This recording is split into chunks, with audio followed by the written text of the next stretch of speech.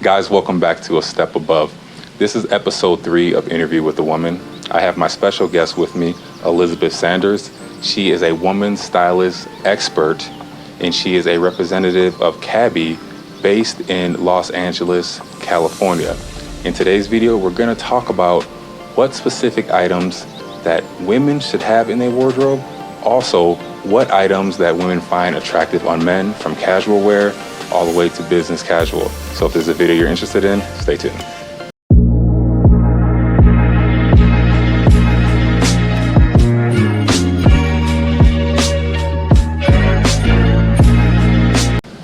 Suits and business casual. The first area we're going to talk about, when it comes to suits and business casual wear clothing, same question applies. What type of clothing is attractive on men between the ages of 25 and 45? For the reference, we're just going to stick with that age bracket throughout the course of this series. First area, let's talk dress shirts. Go. Okay. So I think the first rule of thumb is always the fit.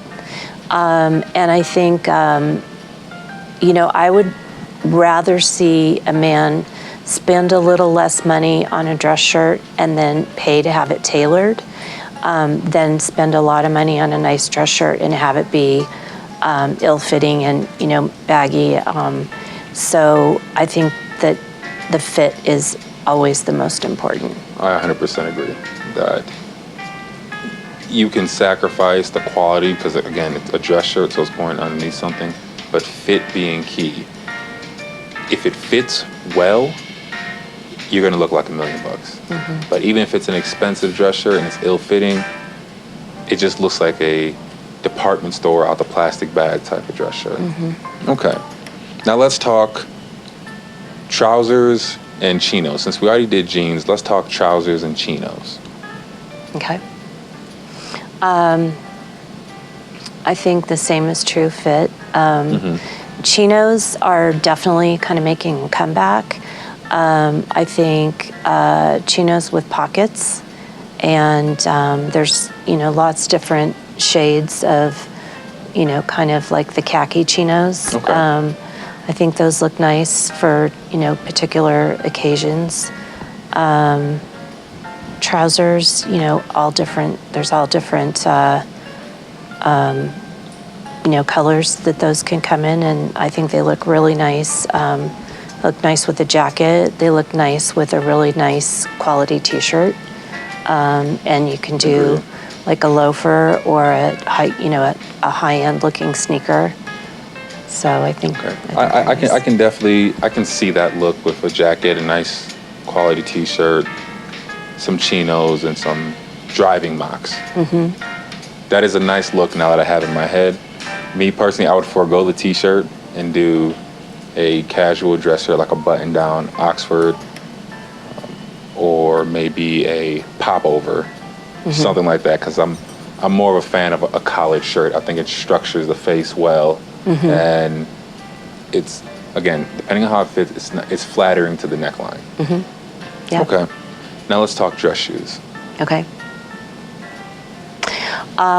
I personally am a fan of the mung strap on a dress shoe versus a lace-up. Mm-hmm. I think it's less... I have lace-ups on. It's less... But you're really a classic traditionalist, so it suits you, and it's all about personal style expression, and that is your personal style. Mm-hmm. So, but I think if you're wanting to get away maybe from that look, or that's not your personal style expression, the mung strap is a little bit more fashion forward, and depending on what your personal style is, it's just a little bit different look. And it's, it's a kind of a modern classic look. So I kind of like that as something as an alternative to a lace-up. I do have a pair of double monk straps, and the color's oxblood, and they are a beautiful, aesthetically they're just stunning looking, and it is a more trendy look, but I believe it's a look that will last throughout time. I'd say next 50 years, that type of style, whether it's single or double, I think that's more of a classic look. But once you start, I've seen some that has 3 straps or 3 buckles, and I'm like, that's more, what's the word I'm looking for? Like a style, like a fashion for that period. Yeah, and I think there's a difference between trendy and on trend. And so I agree with you. I think that the 2 straps is maybe perhaps on trend versus the 3, which would be trendy. And trendy tends to come in and out of fashion really quickly, whereas on trend is more something that's going to last the test of time, but that's fashion forward, and it's not so of the moment. Okay. Does that make sense? It does. It does. And I guess phrasing it like that gives me a better understanding on trend and trendy. 'Cause I guess I never understood that correlation between the 2. Yeah, I think of trendy as being a little bit negative versus on trend as being a little more of a positive connotation. That's just my thought. But Fair enough. I agree. Now, let's jump to clothing to wear on a casual date. First question. As a woman, what is something that you would like to see your date wearing on, we'll stick with the first date, when it comes to casual. If it's a casual date, what's an item where you're like, wow, I like to see this, or this is attractive when they wear this on a first date? I'd say going back to the really nice high quality t-shirt that fits really well, and maybe a nice pair of designer jeans, and a nice pair of sneakers. Maybe there's a couple pair of sneakers that I like. Common Project is one that I think look really nice. Nike or Adidas. There's a brand called Allbirds. There's a really reasonably priced brand called Veja that is sold at Nordstrom, something like that. And then I also like the Robert Graham shirts that you can flip up the cuff and the inside of the collar and the inside of the placket are a different print than the shirt. Those are kind of nice. They're they're casual, but they're a little more like they're dressy casual. Okay. So kind of looks like somebody made an effort, but they don't necessarily have to be tucked in. So they're still casual. That kind of thing. Okay. I think it looks like something that looks like someone made an effort, but it's not. They're not overdressed. Okay. I get that with effort, meaning not just, as you mentioned earlier, flip-flop shorts and a t-shirt and maybe a ball cap, but effort in, okay, you're maybe wearing a nice pair of chinos, or you said Robert Graham, a nice quality shirt and a nice pair. It doesn't have to be dress shoes. It can be a really nice pair of sneakers, I assume, that are clean, and representing yourself, all good fitting, well fitting. Yeah. Spot on. Yeah.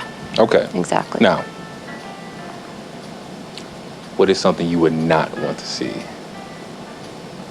your date wearing on the first date?